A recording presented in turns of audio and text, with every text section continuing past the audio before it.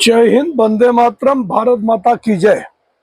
राष्ट्रवाद की बात प्रहार के साथ आप सभी का हार्दिक स्वागत है। दोस्तों, आज से मैं अपने वीडियो में चेंज कर रहा हूं। अब मैं शुरू कर रहा हूं खबरों का पंचनामा, क्योंकि एक ही खबर अभी तक मैं फोकस कर रहा था, पर अब मैंने सोचा है कि कम से कम 2 से 3 न्यूज को आप लोगों के समक्ष लाके प्रस्तुत करो।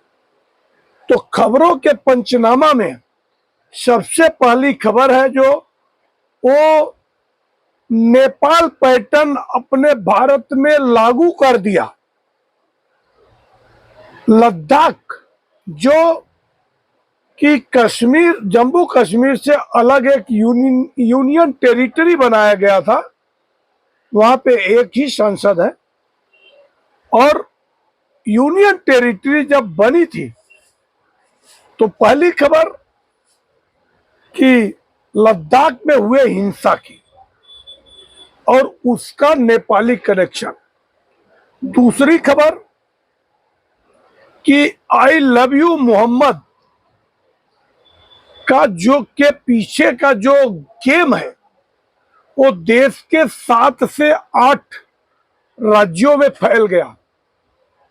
और तीसरी खबर है वो है लव यू महादेव। अब लव यू मोहम्मद के सामने आई लव महादेव, अब ये ट्रेंडिंग कर रहा है। और चौथी खबर है वो ओवैसी के बिहार दौरे की। और पांचवी खबर है वो है उत्तर प्रदेश में जातिवादी राजनीति पे पूर्ण विराम।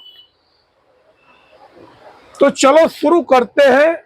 आप लोगों से मेरी यही गुजारिश है कि आप हमारे चैनल को ज्यादा से ज्यादा सब्सक्राइब करें और अपने दोस्तों तक शेयर करें, क्योंकि ये राष्ट्रवादी चैनल है और हमारे चैनल पे सिर्फ देश की चर्चा होती है, किसी भी स्वार्थ की बात नहीं होती है और न तो कोई पक्षपात की बात होती है। और अगर हमारे खबरों से किसी को किसी प्रकार की आपत्ति होती है तो चैनल उसके लिए खेद व्यक्त करता है। तो सबसे पहली जो मुख्य खबर है वो है लद्दाख में फैले हिंसा की। कि लद्दाख में सोनम वांगचुक ने 15 दिन से आमरण अनशन शुरू किया है। वो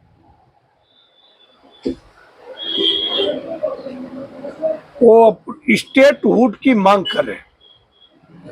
तो सबसे पहले जब लद्दाख बना था यूनियन टेरिटरी, उस समय यही वांगचुक नरेंद्र मोदी की भर भर के तारीफ किए थे और बोले ये सदियों से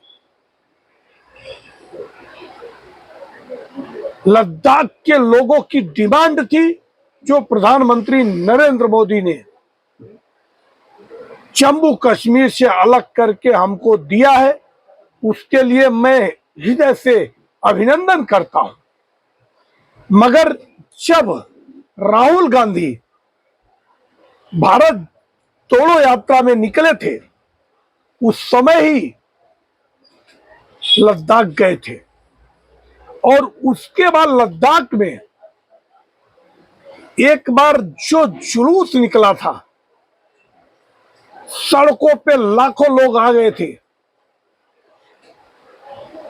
वो हिंसा पैटर्न अब सोनम वांगचुक ने जो गल्फ कंट्री का सहारा लेके, मतलब टेरर फंडिंग लेकर जो भड़काऊ बयान दिया, उन्होंने कहा अपने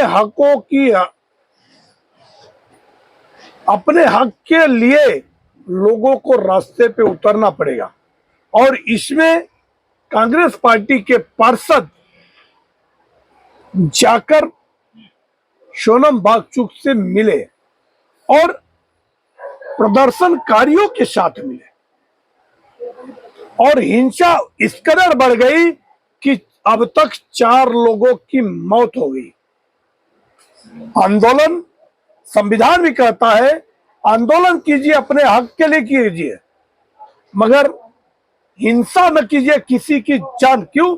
हर किसी के लिए फंडामेंटल राइट है। आप अपने अधिकार के लिए किसी की जान नहीं ले सकते, ये संविधान कहता है। अब कार्रवाई हो गई है और केंद्र सरकार ने भी, गृह मंत्रालय ने वांगचुक को मुख्य आरोपी बताया है कि इनकी वजह से ही ये हिंसा हुई है। और अब हिंसा होने के बाद वांगचुक ने अपना अनशन तोड़ दिया और बोले मेरी ऐसी कोई इंटेंशन नहीं थी। मैं तो कहता हूं ऐसी कड़क कार्रवाई हो कि पूरे देश में ऐसी हिंसक घटना करवाने से पहले किसी व्यक्ति को 100 बार सोचना पड़े। अब आते दूसरी खबर। दूसरी खबर है कि पूरे देश में हिंसा भड़क गई और तो AIM चीफ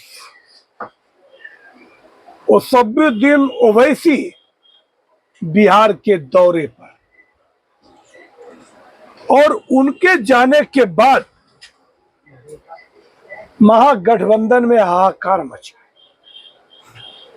गया। उन्होंने कहा कि मैं मेरे आखिरी सांस तक बिहार आता रहूंगा। मैं कोई चांद से नहीं आया, मैं हैदराबाद से आया। इवन ये देश में हर किसी को आजादी है चुनाव लड़ने की और अपने पार्टी का विस्तार करने की। उन्होंने इवन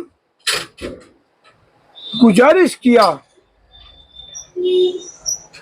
कांग्रेस पार्टी से और आरजेडी से कि हमें गठबंधन में शामिल कर लिया जाए, भले हमें सिर्फ 6 सीट दे दिया जाए, अररिया, पूर्णिया, मगर ये लोगों के अंदर वो अहंकार है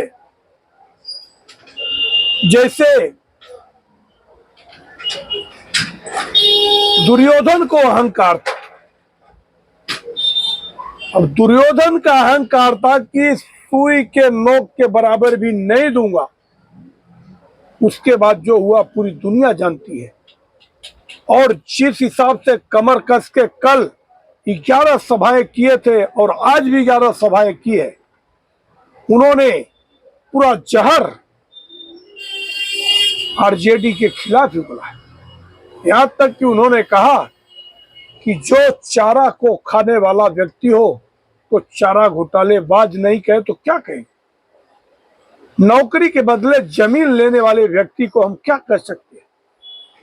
तो इसका असर बिहार में पड़ेगा और उसका फायदा एनडीए को होगा। अगली खबर है कि उत्तर प्रदेश में जातिवादी राजनीति में कील मारने का काम योगी आदित्यनाथ सरकार ने किया है। अब इसकी बौखलाहट।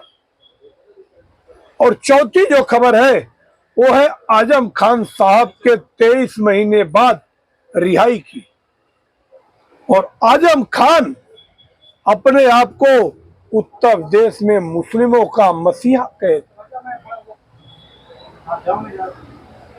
और अब अखिलेश के गले की हड्डी बन गई। अटकलें ऐसी लग रही है कि अगर उनको मन माफिक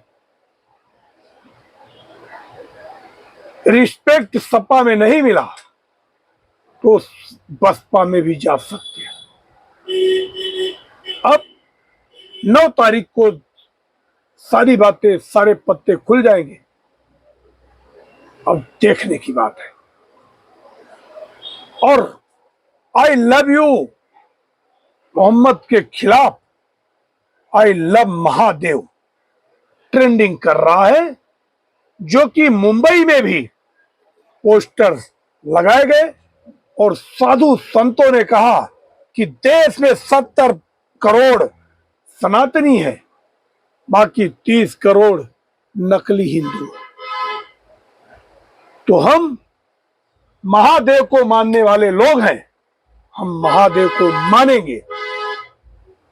तो ये जंग देश सनातन से चलने वाला है।